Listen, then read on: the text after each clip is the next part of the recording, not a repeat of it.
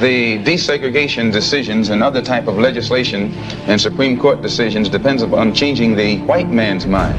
The Honorable Elijah Muhammad teaches us that our own mind has to be changed. We have to change our mind about ourselves. In what way? Malcolm Little, known by most as Malcolm X, was born on May 19, 1925 in Omaha, Nebraska.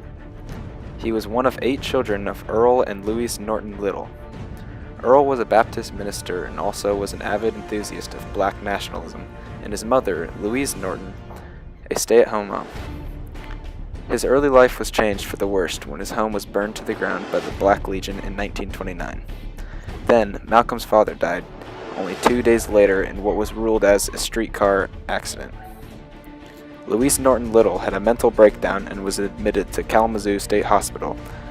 With his father and mother out of the picture, he and his siblings were placed in foster care, and Malcolm remained there until age 20. Upon leaving foster care in late 1946, he was arrested for larceny as well as breaking and entering. Upon release, he met a man named Elijah Muhammad, an African American who led the Nation of Islam at this time. He became a mentor for Little.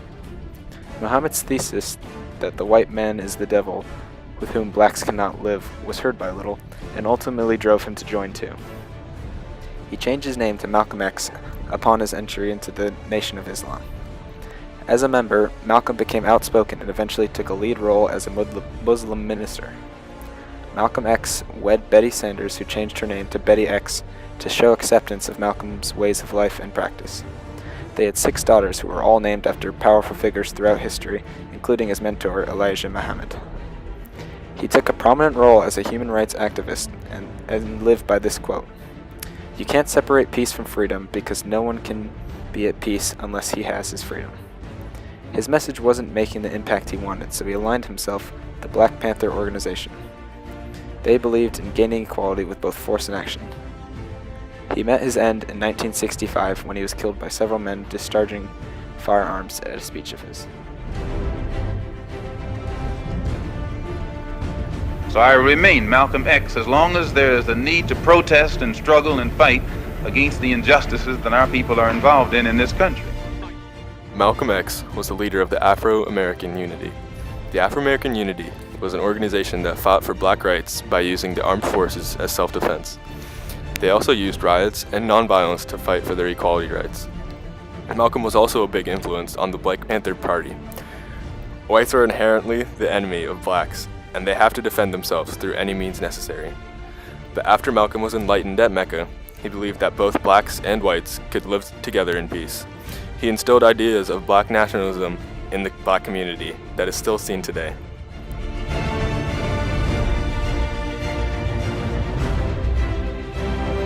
My argument over there was designed to prove that it is impossible for the United States government to solve the race problem. It's impossible. Malcolm X not only challenged mainstream approaches in civil rights activism set by Dr. Martin Luther King Jr., but he also spoke out unapologetically about the Black Power movement, in which he insisted that the only way African Americans could fully gain equality was through any means necessary, whether that meant violence or not.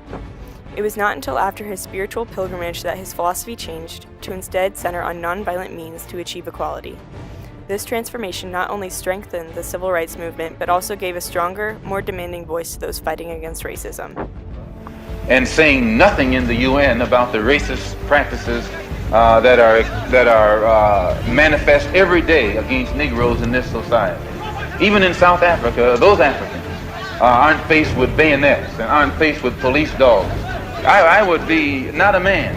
If I was in a position to bring it in front of the United Nations and didn't do so, I wouldn't be a man. Malcolm, do you intend to... Because his change in support from violent protests to nonviolent protests was short-lived due to his early death, he is often not credited for his late support of the teachings of Dr. Martin Luther King Jr. After his death, most overlooked this change, and instead, he was widely criticized for his radical approaches to racism and equality. In the end, Malcolm X was remembered with mostly positive thoughts. This was possible due to the fact that he was assassinated, but largely because he made a huge impact on the civil rights movement. He made sure that the root cause was solved. Many of his critics acknowledged that they often didn't see eye to eye on methods to solve the race problem, but they admitted to having a deep affection for him. Malcolm X was recognized to have had a great ability to put his finger on the existence and root of a problem. Even Malcolm's sharpest critics recognized his brilliance, often wild, unpredictable, and eccentric, but nevertheless possessing promise that must now remain unrealized.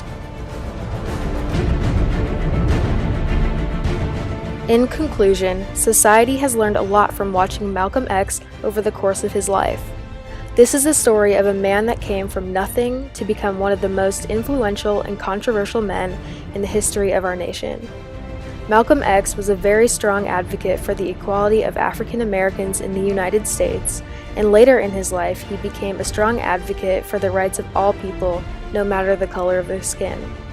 Malcolm stood up for what he believed in no matter who tried to fight the message he was trying to spread to the world. He constantly faced adversity, including prison, bad press, the loss of the man he believed in the most, Elijah Muhammad, death threats, and hatred, yet he still continued to tell his message to anyone who would hear it. Malcolm X is one of the most fascinating figures in history. His story is one that should be told to all who want a better understanding of how one man can change the landscape of the entire nation, even the world, with just the power of a message he believed in, with all the power and passion he possessed.